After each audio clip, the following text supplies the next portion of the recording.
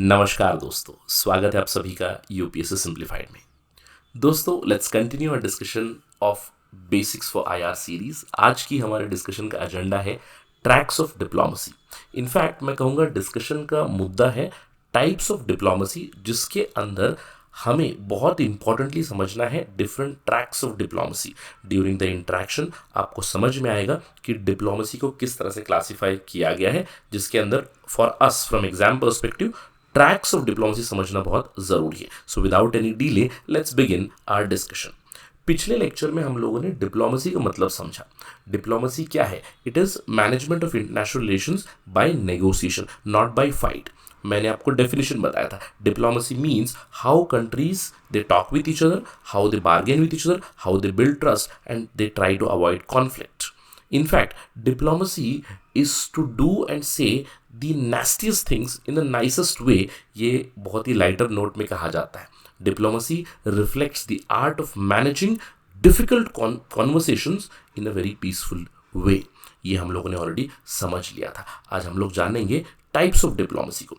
पहला क्लासिफिकेशन है types of diplomacy का on the basis of number of players, not on the basis of who are involve in negotiation. कितने player है? देखिए, bilateral diplomacy बहुत ही simple है understand करने के लिए, जहां पे दो प्लेयर्स इन्वॉल्व है, दो नेशंस इन्वॉल्व है। It's called bilateral diplomacy where there is negotiation और there is discussion going on between two countries. Example, India China relations, India US relations, India Russia relations, right. उसी तरह से जब तीन players involve होते हैं diplomatic interaction में, diplomatic negotiation में, उसको हम लोग ट्राइलैटरल डिप्लोमेसी इनिशिएटिव्स कहते हैं। इसके क्लासिक एग्जांपल मिलेगा India France Australia trilateral cooperation, या फिर India France UAE trilateral cooperation. जब चार प्लेयर इन्वॉल्व हो उसको हम लोग क्वाड्रिलैटरल डिप्लोमेसी कहते हैं, जहां पे four nations are engage in some sort of diplomatic initiative. Classic example है क्वाड सिक्योरिटी आर्किटेक्चर, जहां पे India, USA, Japan and Australia involve है। या फिर I2U2 का एग्जांपल मैं दे सकता हूं, India Israel, UAE and USA. अब जितने ज्यादा प्लेयर्स बढ़ेंगे, सर क्या अलग अलग टर्म्स हम लोग इस्तेमाल करते हैं? जनरली बायलैटरल, ट्राइलैटरल और क्वाड्रिलैटरल डिप्लोमेसी के आप बहुत बार इसका उल्लेख देखोगे अखबारों में। जैसे ही नंबर ऑफ प्लेयर्स बढ़ जाएंगे उसको हम लोग कहते हैं मल्टीलैटरल डिप्लोमेसी। सर मल्टीलैटरल मतलब कितना हो सकता है? Anything about 4 you can say. Example हो सकता है एट द यूनिवर्सल लेवल या फिर at the global level UN है, जहाँ पे 190 से भी ज़्यादा कंट्रीज इन्वॉल्व है, या फिर उससे छोटे ऑर्गेनाइजेशंस भी हो सकते हैं, जैसे कि ब्रिक्स हो गया, G20 हो गया, G7, G8। All these are examples of multilateral diplomatic initiatives. ठीक है। इसके अलावा एक और बहुत ही इंपॉर्टेंट टर्म है, जहाँ पे I wouldn't say it's about the number of players, but it is about the type of players involve. एक टर्म है पैरा डिप्लोमेसी। आजकल बहुत ही ज़्यादा ये चर्चा में रहता है। इनफैक्ट मैं कहूँगा यूपीएससी के पर्सपेक्टिव से पैरा डिप्लोमेसी को थोड़ा सा अच्छे से प्रिपेयर कीजिएगा, because it becomes a separate topic all together. Para diplomacy में it is not just states which are a part. States के अंदर जो सब रीजनल एरियाज है, जैसे कि अलग अलग राज्य हो गए, जैसे आप समझ लो इंडिया है, इंडिया के अंदर अलग अलग स्टेट्स है। जब स्टेट्स इन्वॉल्व हो जाए डिप्लोमेसी में, उसको हम लोग पैरा डिप्लोमेसी कहते हैं। Not just states but even provinces, cities और म्युनिसिपैलिटीज। इसको ध्यान रखना है always. Para diplomacy is the practice of diplomacy at the sub national level where there is involvement of states, cities, regions और even municipalities in discussion. Sir इसका कोई example मिलेगा क्या? देखिए, अगर समझ लीजिए इंडिया से कोई डेलीगेशन जा रहा है बांग्लादेश को फॉर बायलैटरल डिस्कशन, तो वहां पे अगर वेस्ट बंगाल से प्रतिनिधि रहेंगे तो it is an example of para diplomacy. कई बार हम लोगों ने देखा है पैरा डिप्लोमेसी के एग्जाम्पल मैं दे सकता हूँ तमिलनाडु और श्रीलंका के बीच, वेस्ट बंगाल और बांग्लादेश के बीच, या फिर इन्वेस्टमेंट को लेकर आजकल काफी ज्यादा पैरा डिप्लोमेसी हम लोग देख सकते हैं, जहां पे अलग अलग राज्य इन्वेस्टमेंट चाहते हैं दूसरे दूसरे देशों से। जैसे आपने रिसेंटली देखा होगा महाराष्ट्र के chief minister Devendra Fadnavis travelled with Indian contingent to US. क्यों? He wanted investment into Maharashtra. तो इस तरह के बहुत सारे एग्जांपल्स हम लोगों ने देखे हैं, जहां पे यूपी के रिप्रेजेंटेटिव्स नेशनल टीम के साथ जा रहे हैं, या फिर केरला के रिप्रेजेंटेटिव्स गल्फ नेशन विजिट कर रहे हैं। इस तरह की जो डिप्लोमेसी होती है उसको हम लोग कहते हैं पैरा डिप्लोमेसी। पैरा डिप्लोमेसी में आजकल इन्वेस्टमेंट या फिर इकोनॉमिक एंगल बहुत ज़्यादा प्रोमिनेंट बन चुका है, इसको ध्यान रखना है। इसके अलावा we have different types of diplomacies depending on the nature of negotiation और nature of discussion going on. Although इसके बहुत सारे पार्ट्स मिलेंगे, at the end of discussion में और भी डिटेल लिस्ट आपको दूंगा, लेकिन ब्रॉडली जब नेगोशिएशन ट्रेड से जुड़ी हो रही है, इन्वेस्टमेंट से जुड़ी हो रही है या फिर टेक्नोलॉजिकल एड से जुड़ी हो रही है, तो इकोनॉमिक डिप्लोमेसी टर्म हम लोग इस्तेमाल करते हैं। इसका क्लासिक एग्जाम्पल है इंडिया क्रेडिट देना अपने नेबरिंग कंट्रीज को, इंडिया क्रेडिट देना अफ्रीकन कंट्रीज को। Cultural diplomacy, it is a part and parcel of soft power negotiation या फिर सॉफ्ट पावर डिप्लोमेसी, जहां पे डिप्लोमेसी हम लोग इस्तेमाल कर रहे हैं to promote our own culture, our heritage, our goodwill. जैसे इंटरनेशनल योगा डे है at the United Nations, it's an example of cultural diplomacy. Coercive diplomacy एक टर्म आजकल काफी फेमस बन चुका है। It can be explain through Donald Trump's policies, जहां पे डिप्लोमेसी को इस्तेमाल किया जाएगा, जहां पे कोई ना कोई इकोनॉमिक फोर्स या फिर किसी तरह का फोर्स या फिर थ्रेट इस्तेमाल करोगे to bring the other player to negotiation. Typically आपने ट्रम्पियन नेगोशिएशन देखी होगी इन रिसेंट टाइम्स, जहां पे टैरिफ्स का इस्तेमाल किया जाएगा या फिर धमकियां दी जाएगी ताकि नेगोशिएशन हो।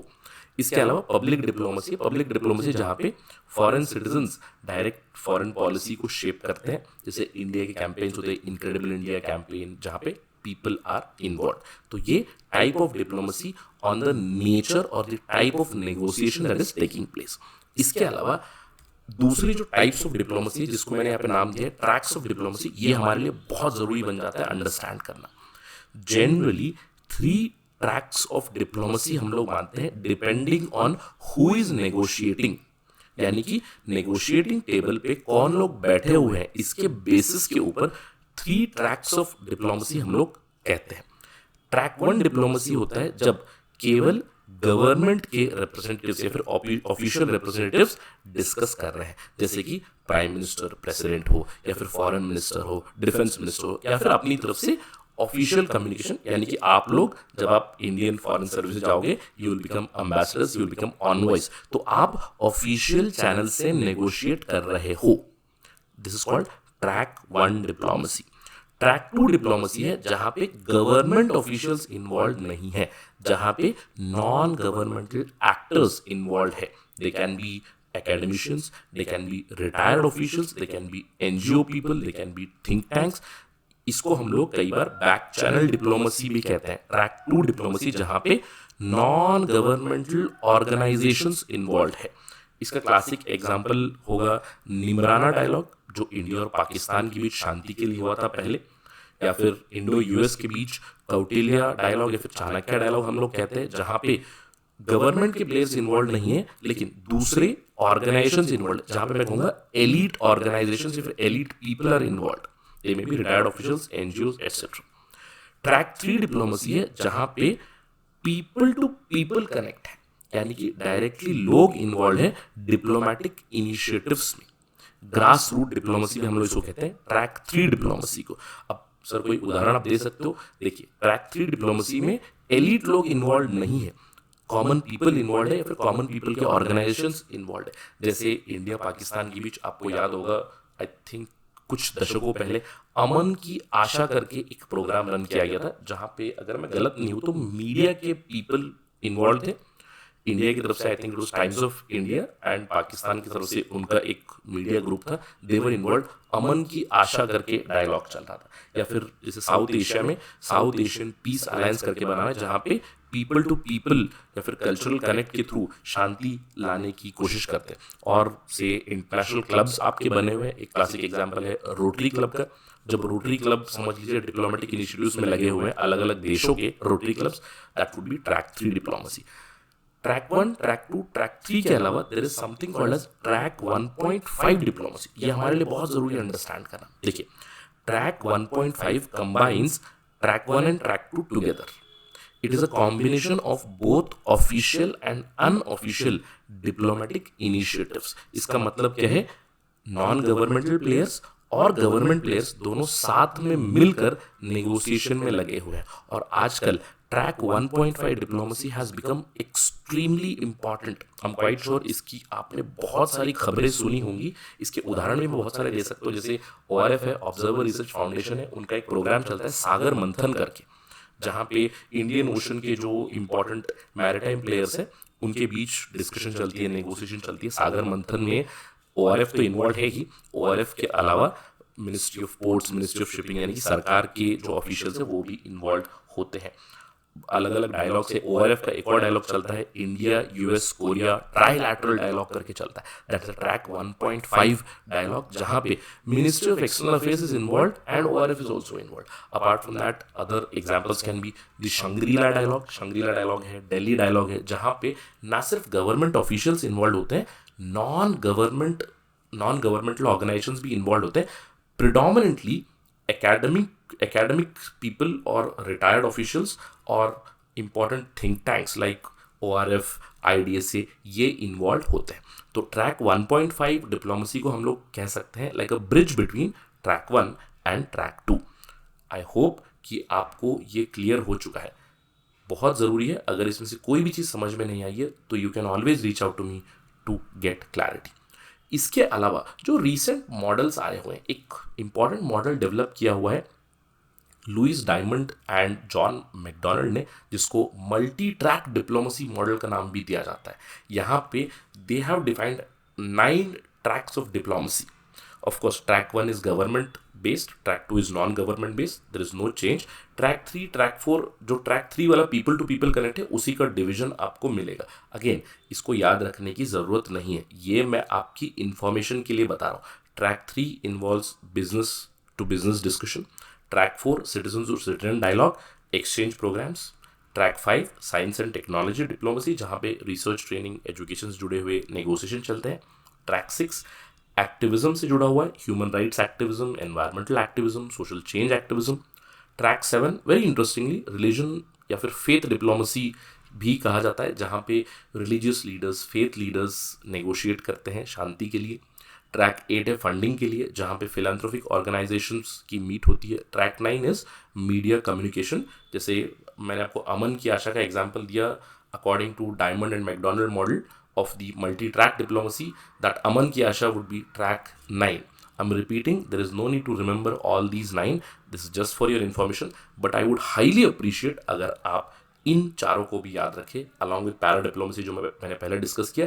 Track 1, track 2, track 3 and track 1.5 बहुत ज़रूरी है आप सभी के लिए। इसके अलावा जाते जाते आपको कुछ और एग्जाम्पल्स बता दूंगा, जैसे कि डिप्लोमेसी में हम लोग अलग अलग टर्म्स जहाँ पे भी स्पेसिफिक नेगोशिएशन चल रहे हैं ना, उसको इस्तेमाल कर सकते हैं। जैसे energy diplomacy, where there is negotiation going on connected to energy deals. For example India की जो डील्स होती है गल्फ कंट्रीज के साथ, एनर्जी डिप्लोमेसी। क्लाइमेट डिप्लोमेसी, जहाँ पे क्लाइमेट से जुड़ी हुई डिस्कशन हो रही है, कॉन्फ्रेंस ऑफ पार्टीज UNFCCC की हो गई, इंटरनेशनल सोलर अलायंस डिस्कशन हो गया। हेल्थ डिप्लोमेसी, जहाँ पे हेल्थ के इनिशिएटिव्स को डिस्कस किया जा रहा है, जैसे इंडिया की वैक्सीन मैत्री प्रोग्राम है। साइंस एंड टेक्नोलॉजी डिप्लोमेसी, उसी के under digital cyber diplomacy, technology diplomacy हम लोग और भी सब कैटेगराइज कर सकते हैं। स्पेस डिप्लोमेसी है, इंडिया का एक बहुत ही इंपॉर्टेंट टूल है स्पेस टेक, जहाँ पे स्पेस बेस्ड डिप्लोमेसी हम लोग ज़रूर फॉलो करते हैं, जहाँ पे स्पेस कोऑपरेशन को हम लोग हमारे डिप्लोमेटिक इनिशिएटिव्स के लिए या फिर नेशनल इंटरेस्ट को अचीव करने के लिए इस्तेमाल करते हैं। क्लासिक एग्जांपल है साउथ एशियन सैटेलाइट, हम लोगों ने लॉन्च करके दिया था। ऑल्दो सार्क सैटेलाइट लॉन्च होना था, लेकिन Pakistan was obstructionist, because of which it was named as South Asian satellite. Water diplomacy है, जहाँ पे ट्रांस बॉर्डर रिवर इशूज़ को हम लोग नेगोशिएट करते हैं, जैसे इंडस वाटर ट्रीटी 1960 का है, तीस्ता डायलॉग, या फिर इंडिया और बांग्लादेश के बीच तीस्ता नेगोशिएशन। या फिर फूड डिप्लोमेसी है, जहाँ पे फूड एड, एग्रीकल्चर कोऑपरेशन के बारे में हम लोग नेगोशिएट करते हैं, not just bilaterally but even through multilateral setups like food and agriculture organisation. तो these are some of the examples. In fact इससे भी और लंबा लिस्ट बना सकता हूँ मैं, but these are just for your understanding. इस डिस्कशन में से मैं चाहता हूँ कि आप track 1, track 2, track 3 and track 1.1 diplomacy कभी ना भूले। Alright, I hope from this discussion you have understood the different types and the different tracks of diplomacy. Let's conclude our discussion for the day. Thank you very much for watching this. अगर आपको कोई भी doubt हो, कोई भी सवाल हो, you can always reach out to me on these avenues. मेरा सोशल मीडिया ID है @RahulSai222. मेरा नंबर भी यहाँ पे दिया हुआ है, you can reach out to me here. Do not call directly, please drop a message. Again, if you like this video, please hit the like button and share it with your friends and UPSC community, and also subscribe to the channel UPSC Simplified. Thank you again. Jai Hind.